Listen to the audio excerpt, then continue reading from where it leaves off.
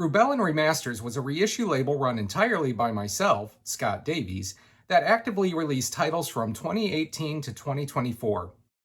The label focused mainly on 80s new wave and classic alternative artists, with a little flexibility on either side. Over the years, 61 products were manufactured, though only 59 officially released. This is the story of the relatively short life and seemingly inevitable death of Rubellan Remasters. During the duration of the label, I would occasionally share the challenges of running the business, be it with licensing, manufacturing, distribution, etc. This could be on social media, forums, or the label's newsletters. I did this so people could have a look behind the curtain at how difficult the process turned out to be, because no one, myself included, seemed to know. It's the kind of information that no one ever shared about this type of business. This seemed to strike a nerve with some people who appeared to be fascinated by these glimpses, and it made the label more personal for them. My guess is that it humanized the label rather than appearing to be just another cold corporate entity. It was like we were all in this together. This series is far more about sharing the story than flashy presentation. Way back when I first designed my label logo and then my website, I willfully embraced a sort of lo-fi B-movie aesthetic, so I see no point in changing it now. In the words of the almighty Fuzzbox from their classic song Preconceptions, pay less attention to the packaging and listen to the voice. Some of the label fans would send very long, detailed emails about how important a certain album I reissued was to them, expressing gratitude that I made the effort to put it out again in a new edition. Others would send cards in the mail, either holiday greetings or messages of personal thanks. I once bought a CD online and found the seller was apparently a fan.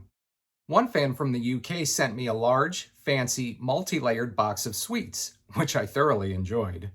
Having mentioned in passing on a forum my challenges with kidney stones, one fan sent a couple of bottles of a stone-suppressing supplement. Another fan sent 8-track tapes of the Berlin albums I reissued. I didn't even know they still made 8-track tapes at that time.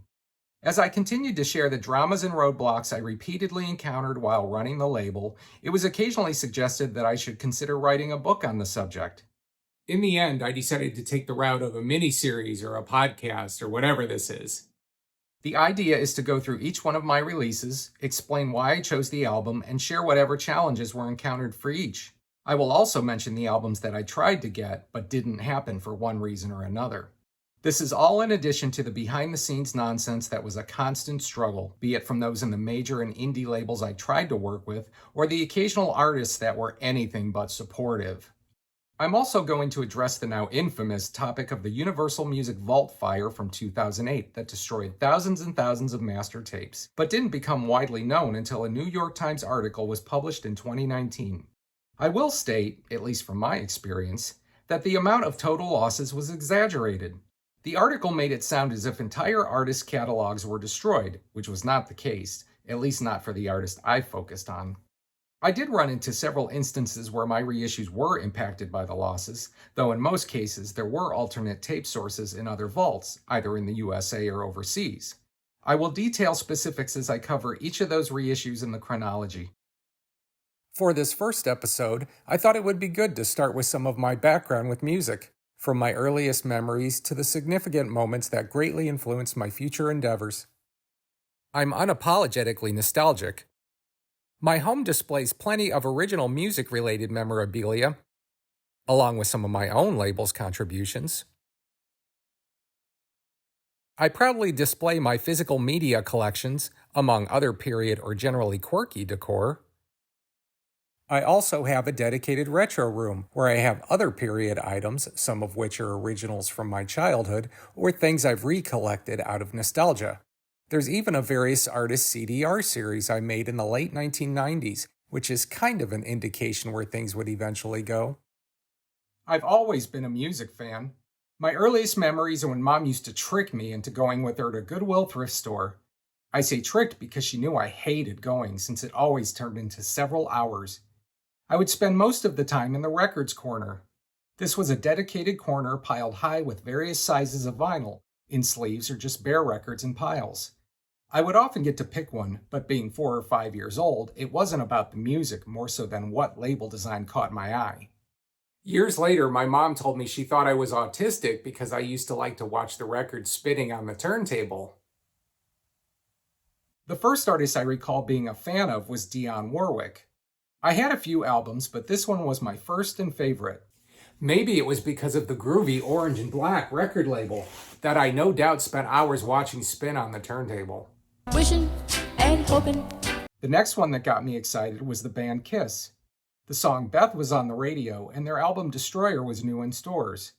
When I saw the makeup and costumes, I loved everything about it. They became my first musical obsession, and I would get their albums for Christmas and birthdays. Years ago, when one of my sisters passed away and we were going through her stuff, I found that she had my original Kiss Dynasty album from 1979. My little name there. In the condition that you would expect a 9-year-old to take care of their records. But at least I was smart enough to hold on to the Kiss Army insert to see all the wonderful items that I would never have. Needless to say, this had to go into the retro room. It was 1979 when I bought my first new wave record, which was the massive My Sharona by the Knack. I loved the drums and the guitar hook. The pervy lyrics didn't really register with me at that age. 1980 brought the single Whip It by Devo. I liked its frantic energy. Another significant thing about this 45 is that it introduced me to the non-album B-side, which in this case turned out to be better than the A-side. But it was what I considered a musical tragedy that indicated my deep passion for music at that early age. Kiss's album Unmasked had come out and was in my personal heavy rotation when I heard on the radio that Peter Criss, their drummer, had left Kiss. He had been my personal idol, the one I dressed up as each Halloween, the one I most admired. I fell onto my mother's bed and cried my little eyes out. 1981 was the transitional year. I had what was to be my last album by Kiss, Music from the Elder. Christmas brought me albums by Pat Benatar, Hall & Oates, and Olivia's Physical. But it was 1982 that it all fell into place.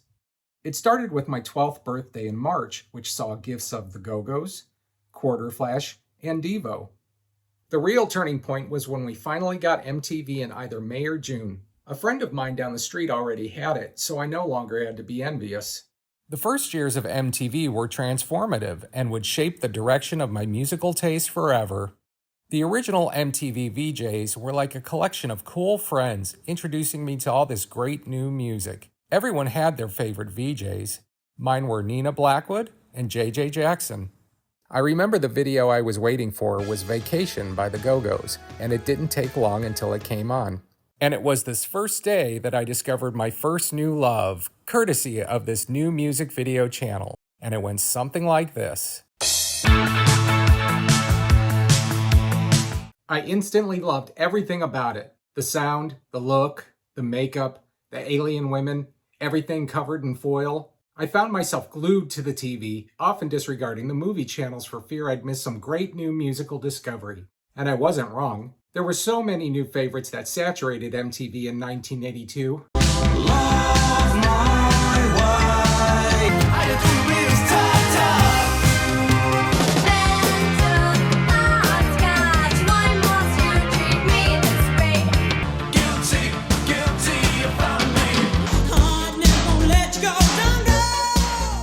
One song in particular would mesmerize me from the second I saw and heard it. This band had a new album out and MTV were regularly playing their latest music video, but one day saw the channel reach back to the previous year to air their first video, and it went like this.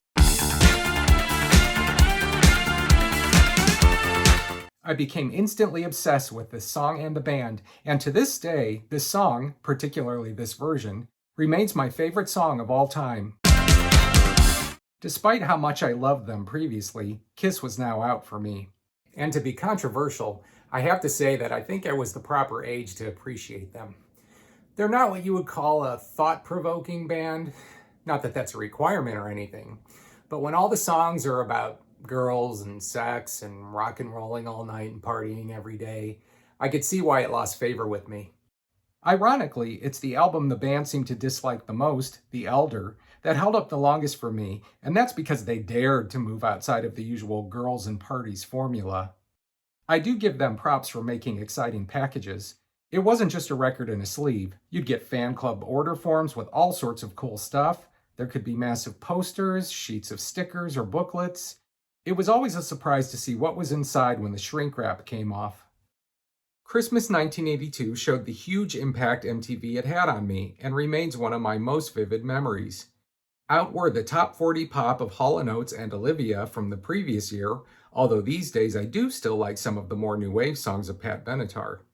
I received 4 new records for the 1982 holiday: Duran Duran's Carnival, The Psychedelic Furs Forever Now, Missing Persons Spring Session M, and Yaz, as they were known in the USA, Upstairs at Eric's. For a 12-year-old, I had pretty good taste. 1983 and 1984 carried on in pretty much the same way. I discovered countless albums that would go on to be lifelong favorites. What I didn't anticipate is that it would all end one day. I just assumed it would go on and on. But by 1987, I found myself recognizing the special sound of the early 80s and revisiting artists who I was aware of at the time but hadn't pursued, such as Altered Images, Romeo Void, and Lena Lovitch. In hindsight, I view New Wave winding down by the end of 1984, as it seemed things were going more in a dance direction. I consider the first albums by Pseudo Echo and Alphaville, both from mid to late 1984, being the last true classics of the genre.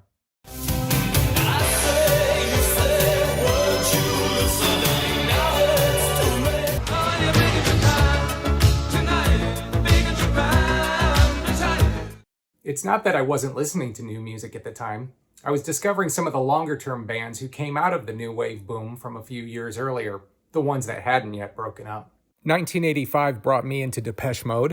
1986 was The Cure and Kate Bush. 1987, Susie and the Banshees and Echo and the Bunnymen.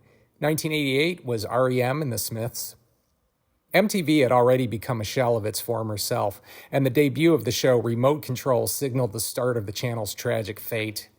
The only thing really of interest was the new show focusing on college alternative, 120 Minutes. This is where I was introduced to bands like Bat Petrol Emotion, the Jack Rubies, the Sugar Cubes, and even They Might Be Giants. Despite having to dig a little deeper, it seemed that good music was still around. But then came the 90s.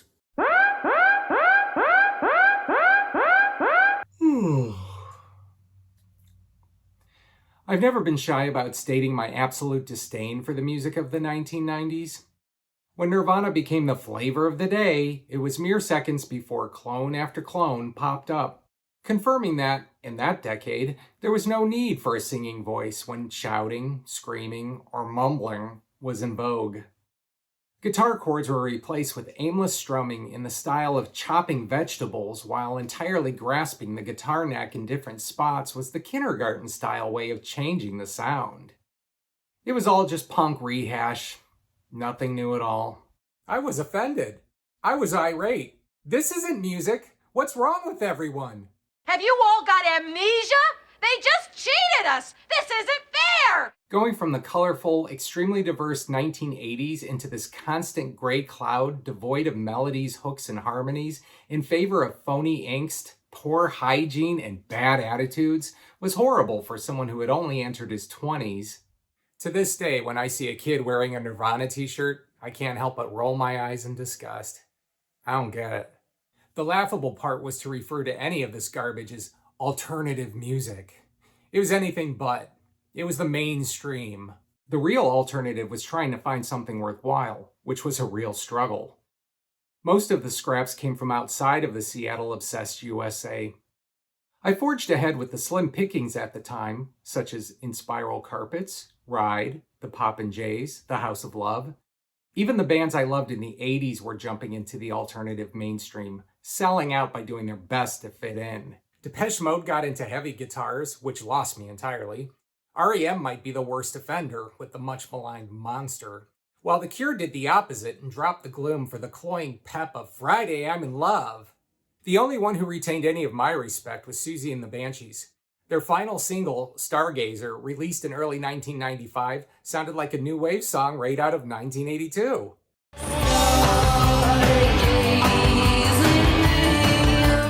This of course meant it tanked, becoming the lowest charting single of their career, followed soon after by the band's breakup.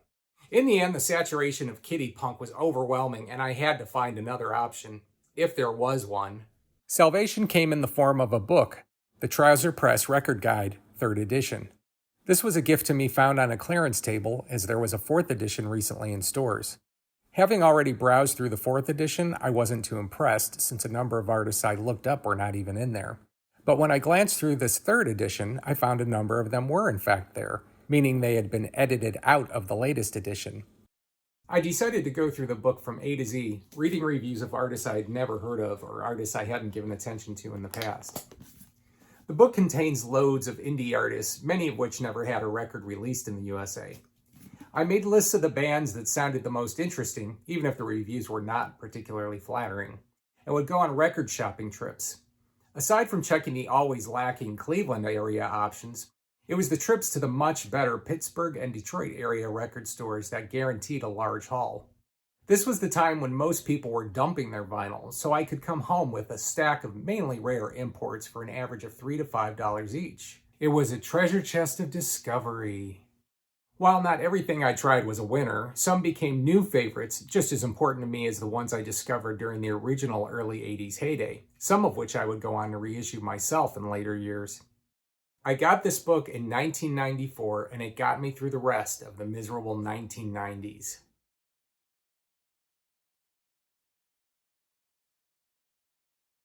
In the early 2000s, I went back to school with a focus towards IT.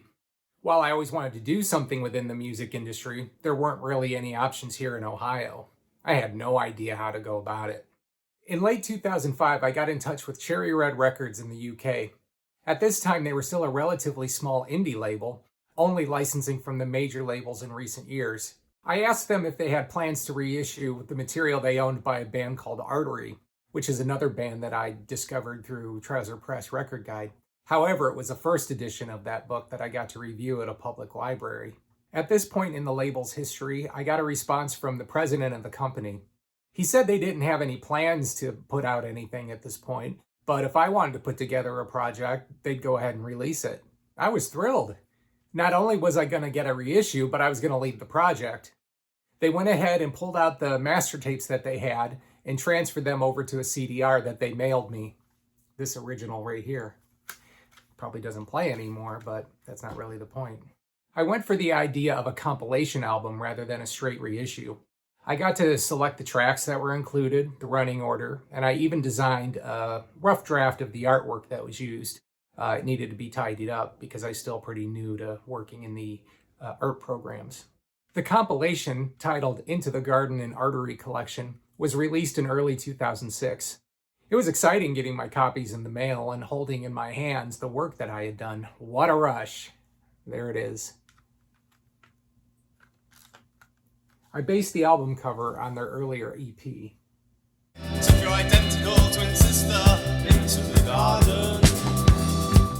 While there was some nice feedback, the downside was something I'd end up experiencing on my own label years later when I would do another compilation by a different band, that people like to come out of the woodwork to say what tracks should have been included, how it should have been organized, maybe you should have just done a straight reissue with bonus tracks.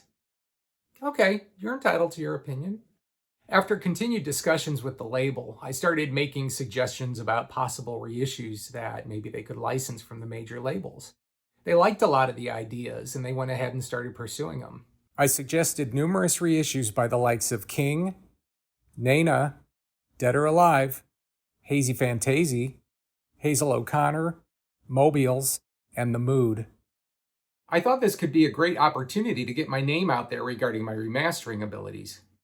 I'd already been involved in CDR trading circles, and people would often say, "These sound great. How did you get the master tapes?"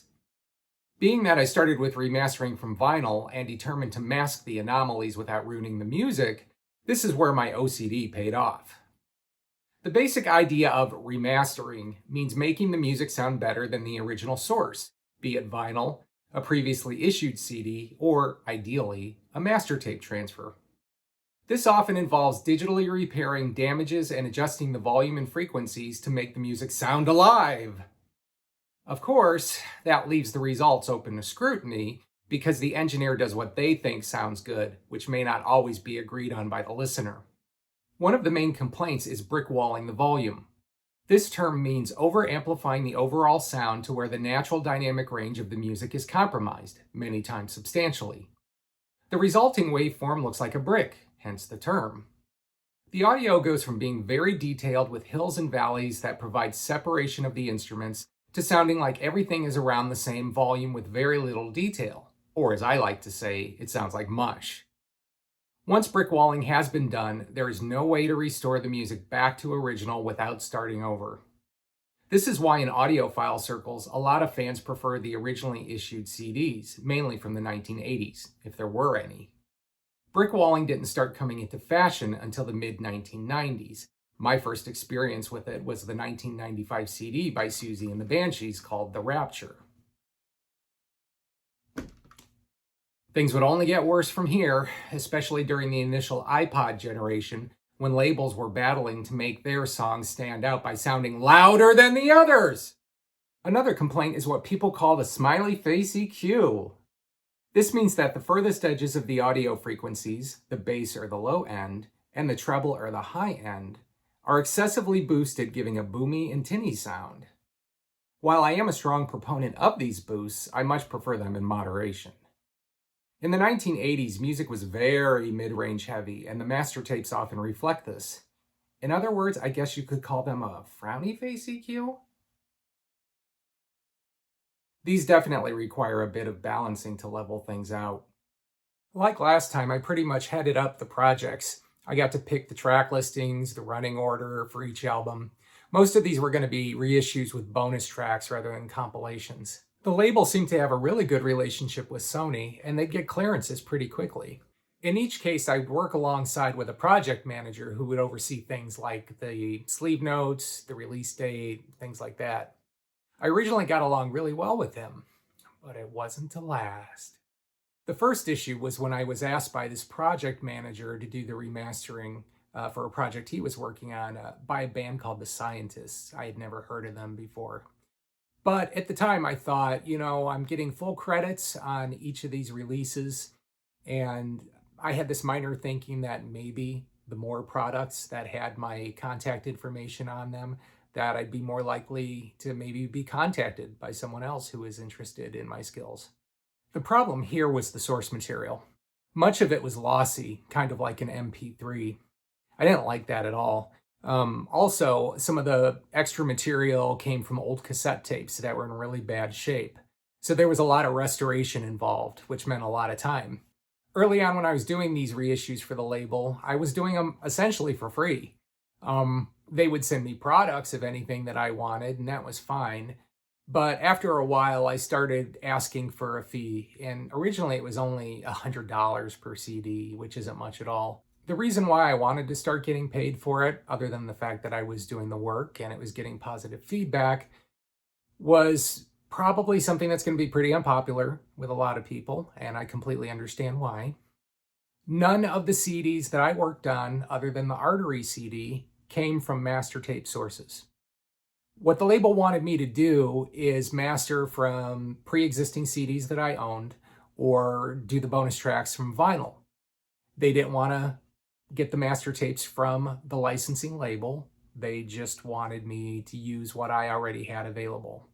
So when people think that a CD comes out and it's poorly mastered from vinyl, that it's because the master tapes are lost or unavailable, in a lot of cases, that's not true.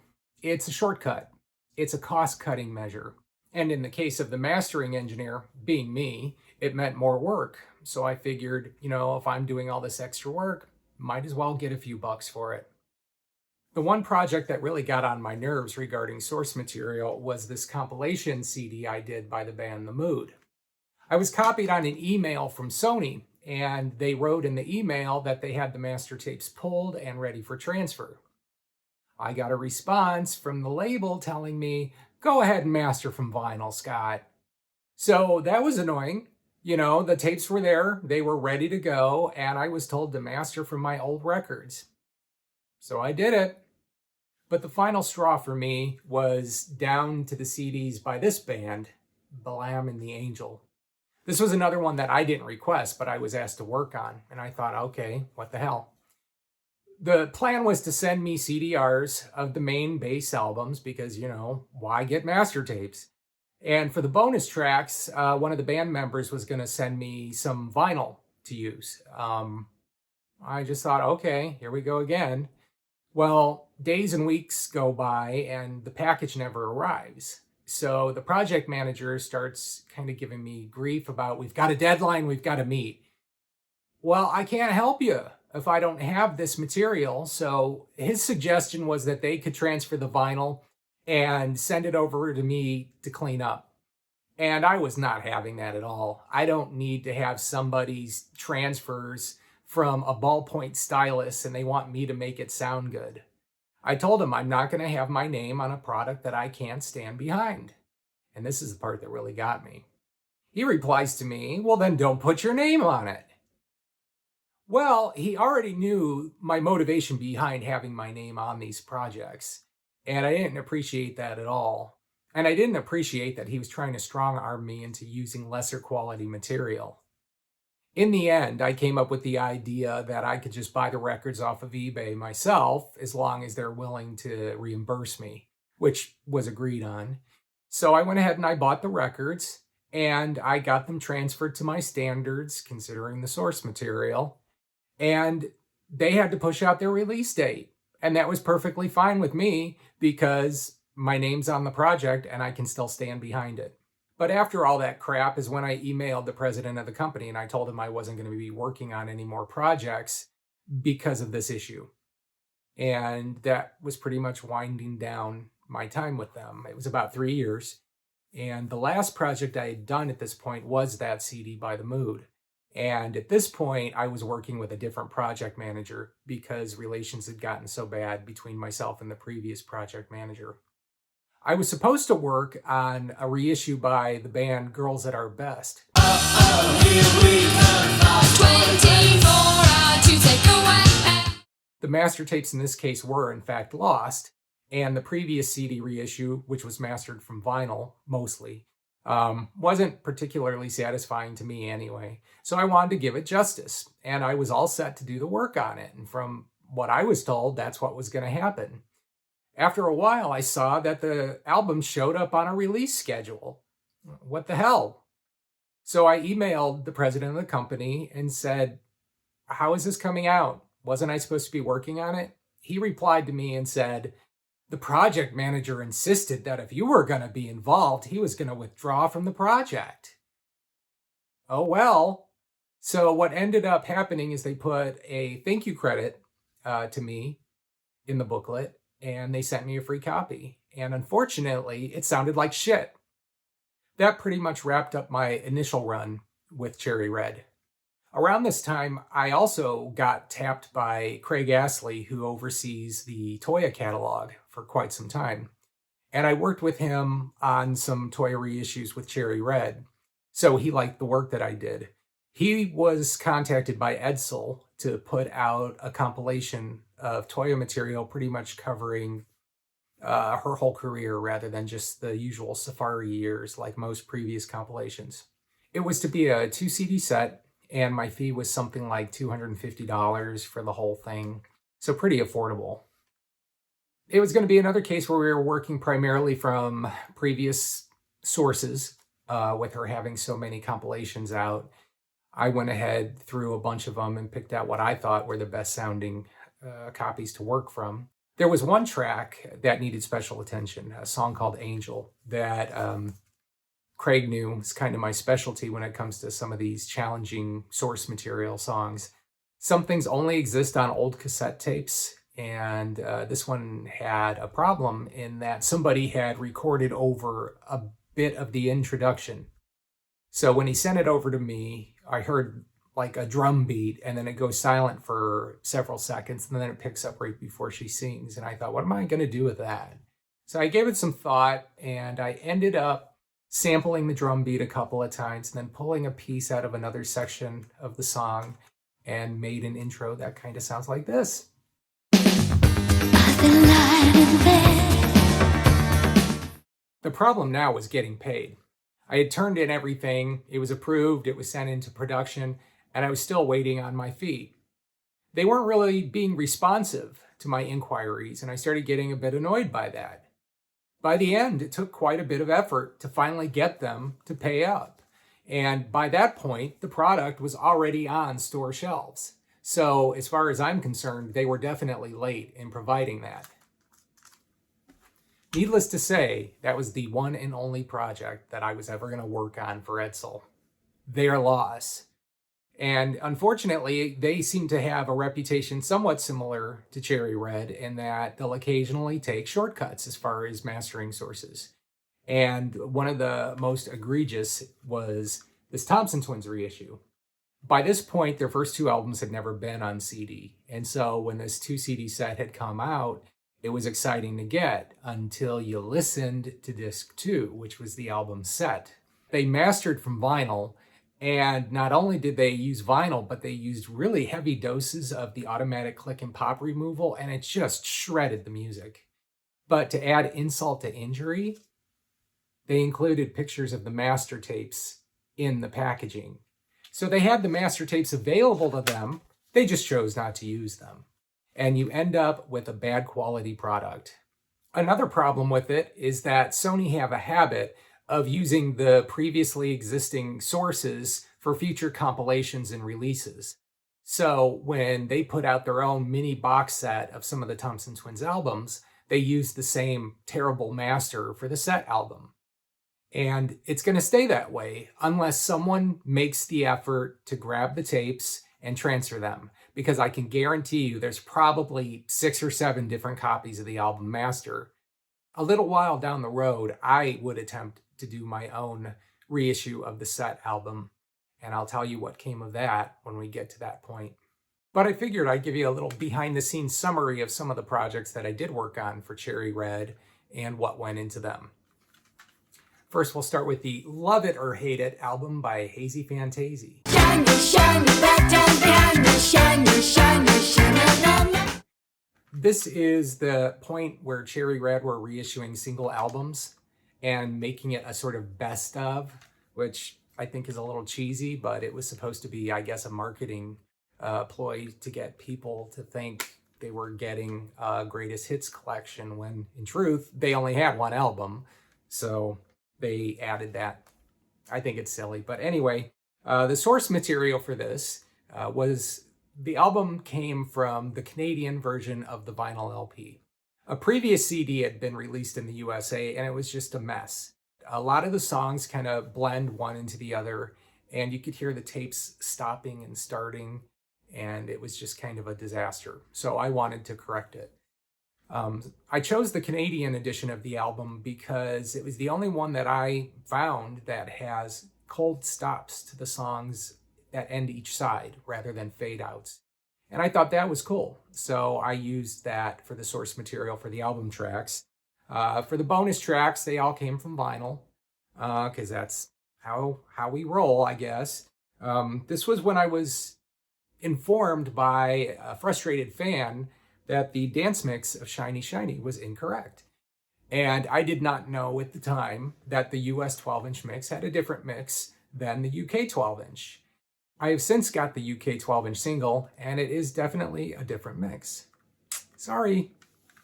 So the next one, we'll look at Dead or Alive, Sophisticated Boom Boom. I would do anything, I would do anything. Funny thing about this is after it came out, I got an email from Pete Burns expressing his disappointment that he wasn't involved in the project. I'm sure that doesn't surprise anybody who's familiar with Pete Burns, but he was lovably snarky. So anyway, the source material for this one was pretty much the USA CD for the bass album tracks. I had to chop it up and rearrange it into the order of the UK album since they're very different sequences. The bonus tracks all came from vinyl. And I did something that kind of annoyed some people.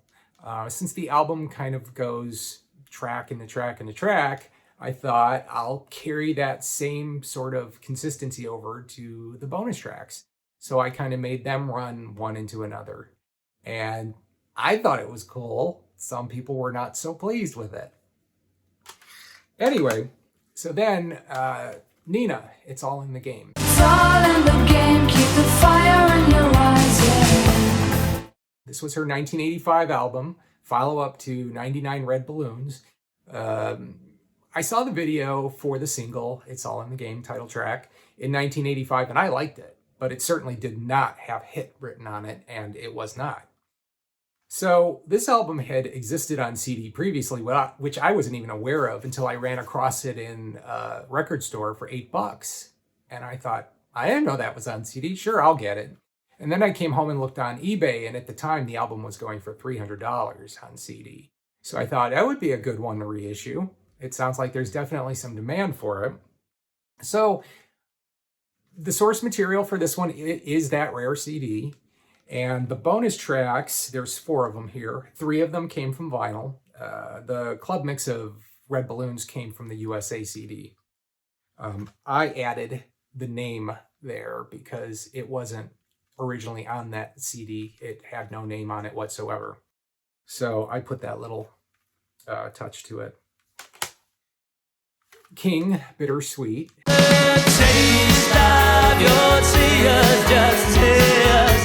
I got an email from Paul King a little bit after this came out, or maybe even while it was still in production, I can't recall. And he asked me why I chose to reissue Bittersweet instead of their debut album, Steps in Time, with the big hit Love and Pride on it. And I told him frankly, I said, I like this album better. I said, they're both good albums, but this one was more rare. There had already been a USA reissue of Steps in Time with a bunch of bonus tracks, so I thought this one would be the one that would be more appealing to fans. So the main album tracks came from the previous CD. There were 2 previous CDs issued in 1985. There was a UK edition that had a couple of extended mixes in place of the album mixes. And then there was a Japan CD that had the album straight through as it was on vinyl, or at least the UK vinyl.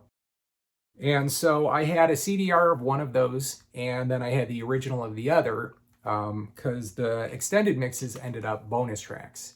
The rest of the bonus tracks were mastered from vinyl. Again, this wasn't because tapes weren't available. Hazel O'Connor. Touch me, give me some. Yeah, everybody knows her from Breaking Glass, but she actually did some albums after that. This one came out on RCA in 1984 after she had a battle getting out of her previous record contract with the label Albion. So this was the major label release on RCA, and it didn't really go anywhere. And I do admit that she definitely changed her sound by this point. It's a bit adult contemporary in spots. Even her photos, she kind of looks like maybe she's someone's mom. I'm not sure if going from, the punk rebel in Breaking Glass to mom in a few years was a good career move, but she did it. Anyway, the album does have some good songs on it. The title track is fantastic, and that should have been one of the 3 singles.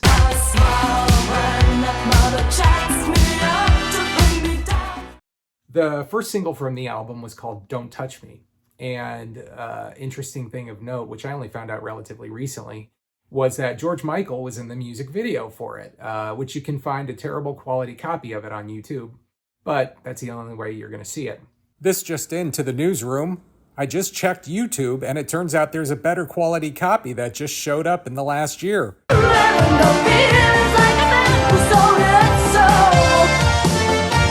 The song originally was released on 12-inch single in a primarily instrumental version. That was sort of a Martin Rushent thing that he was doing at the time, which I didn't like at all. He's the one who produced this album. He did similar things with Altered Images and with Pete Shelley. You'd buy a 12-inch single and that would primarily be instrumental. You'd maybe get the chorus or something. I didn't like that. I want my verses.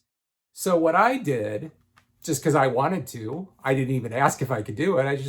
I was this naive guy who thought, I'm going to do this and just send it in, is I made my own extended mix of Don't Touch Me. I took the primarily instrumental 12-inch mix and I mixed in parts of the single mix, so that you had a more authentic sounding 12-inch version that had your verses and your choruses in it. The original 12-inch mix segued into another song from the album, primarily instrumental. I didn't like that. I didn't think it needed to be there, so I just decided to make an ending for it. So what you've got on this was pretty much my own home creation. No one seemed to notice. No one seemed to care. I like it. Mobiles drowning in Berlin.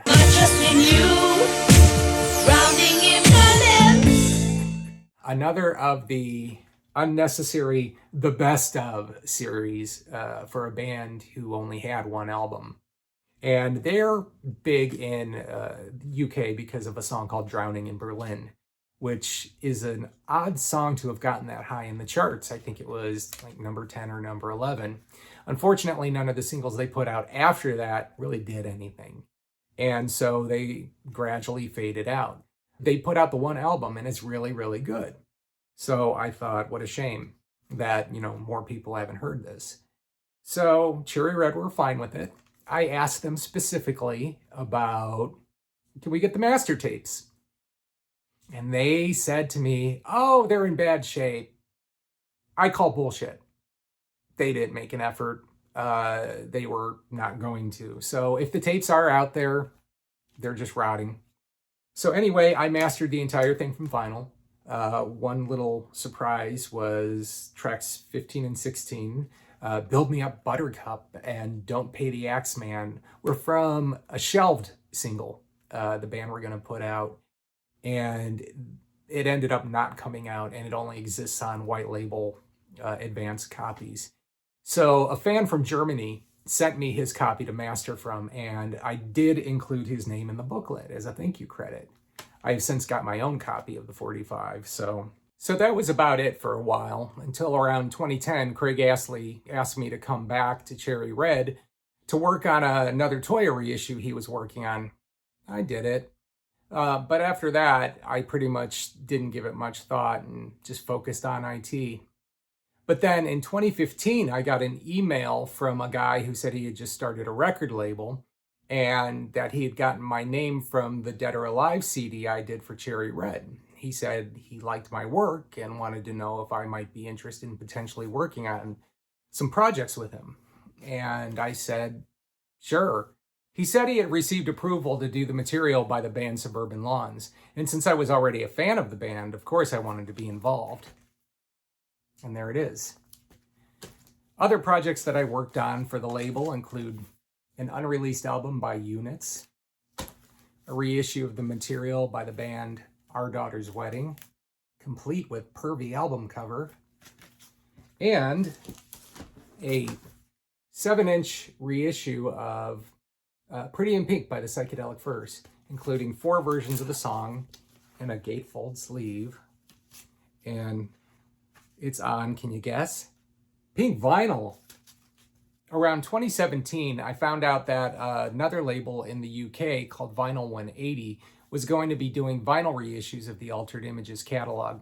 So I reached out to them asking if it was going to be colored vinyl or gatefold or anything like that. Unfortunately, they said no, it was going to be pretty much just black vinyl reissues. And I warned them about Sony and the way they can sometimes give out pretty poor quality source material for people to use on their reissues. So what he did is he sent me a couple of their audio files that they sent him, and they were terrible. They were vinyl remasters that were from this awful budget collection that had come out a couple years earlier.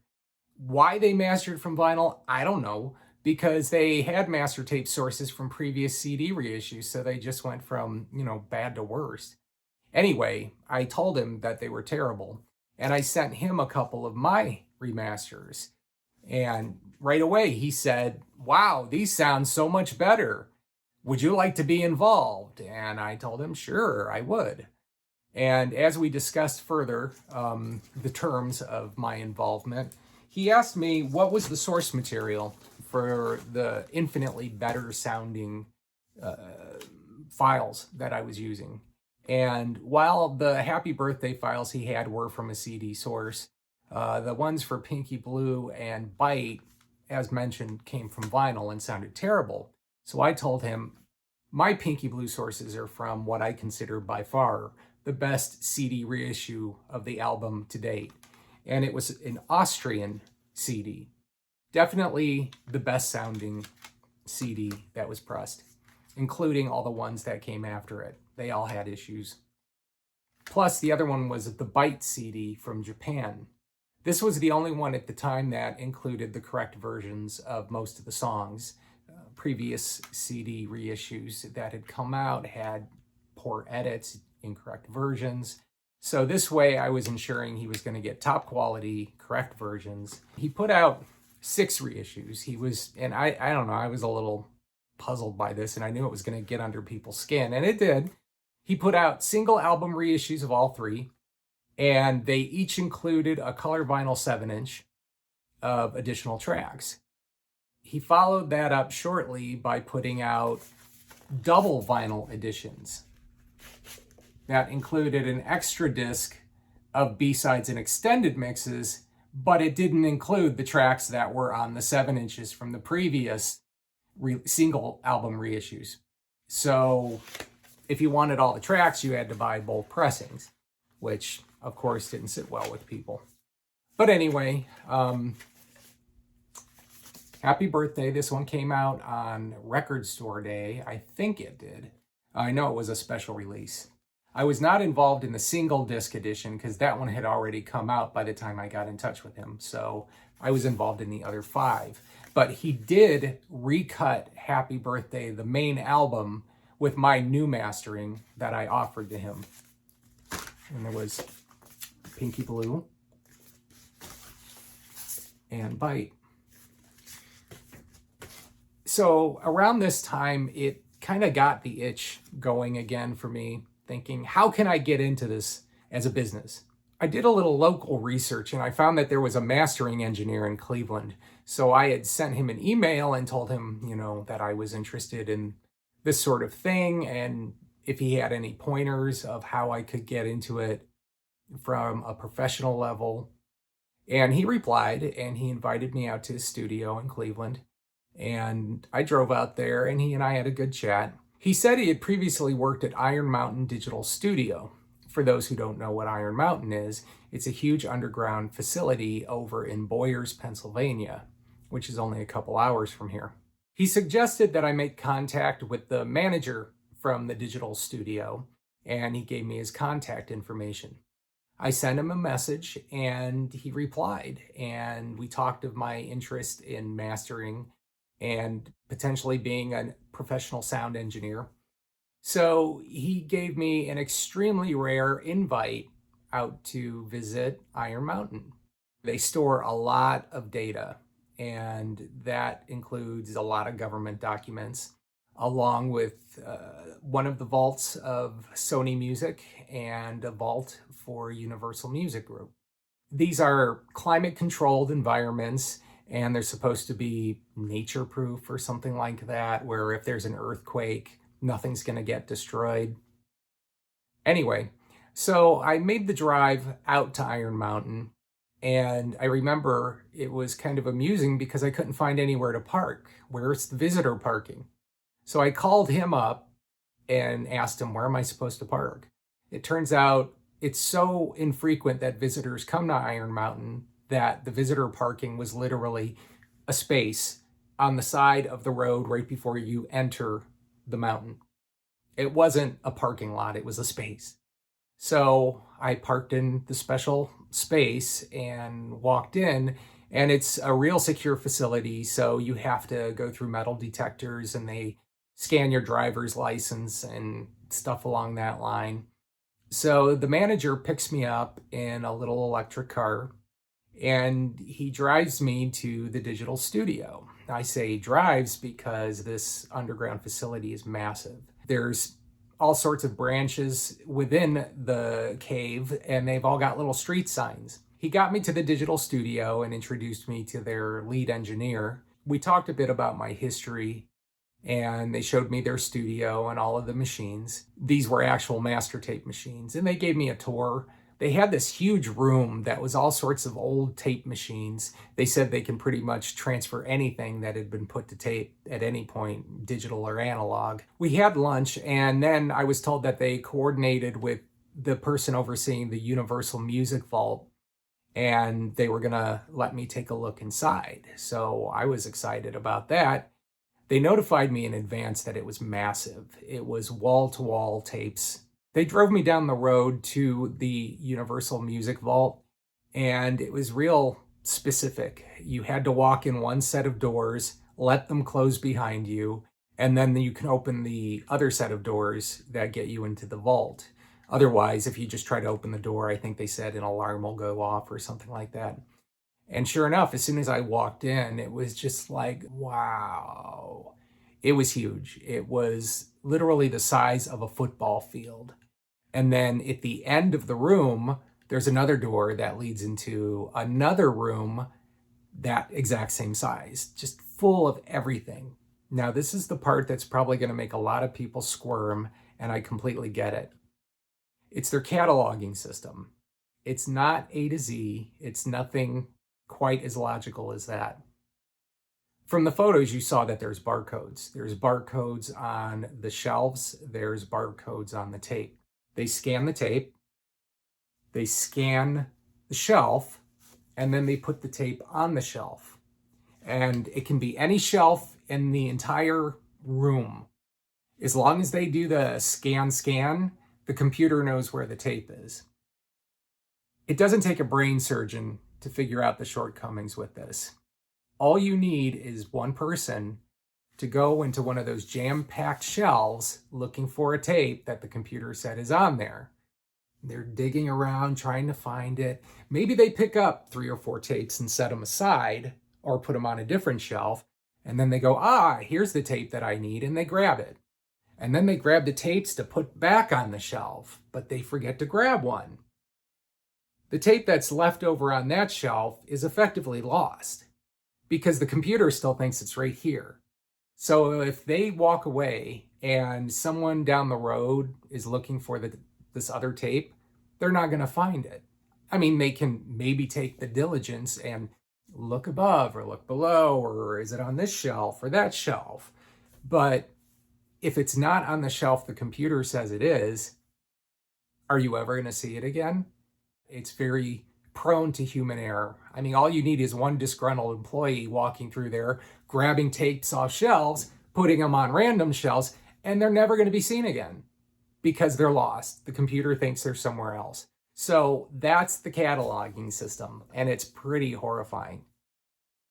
They've recently invested all this money into some sort of new scanning system, which is pictured right here. It looks pretty impressive, and the way they explain it is that they set a tape in there and it takes 6 photos of the tape, the top, the bottom, and all the sides.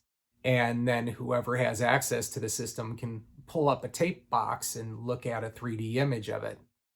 It sounds great, that's nice, but like I said, if you misplace a tape, really, what good is that system? You'll have a scan of the tape and you can see what the tape looks like. You just might not know where it is.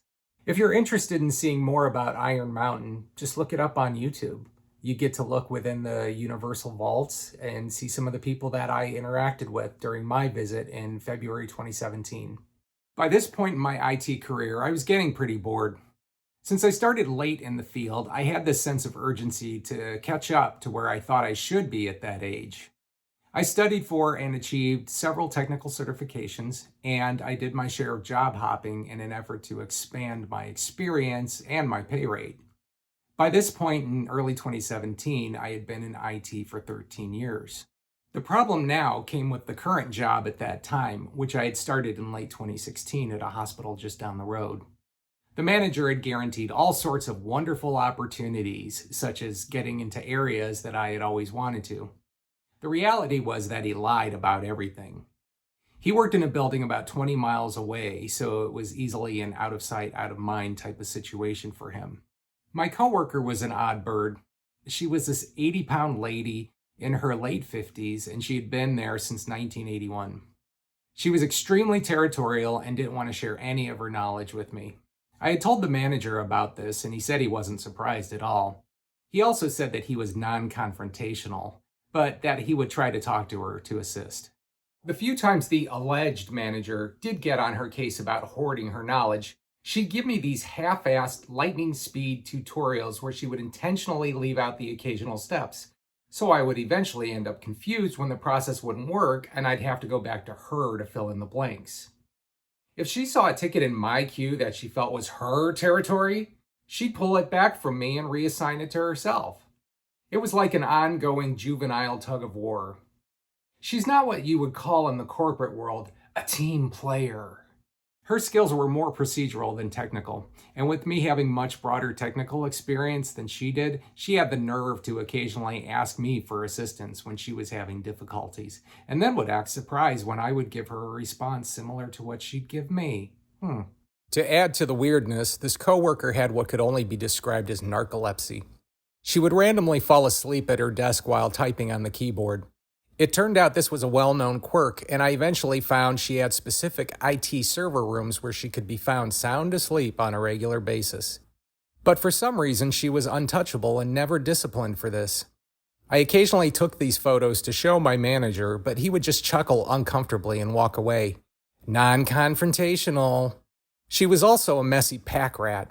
She'd have personal stuff all over the place, and when she was working on IT equipment, it would often be a chaotic scene.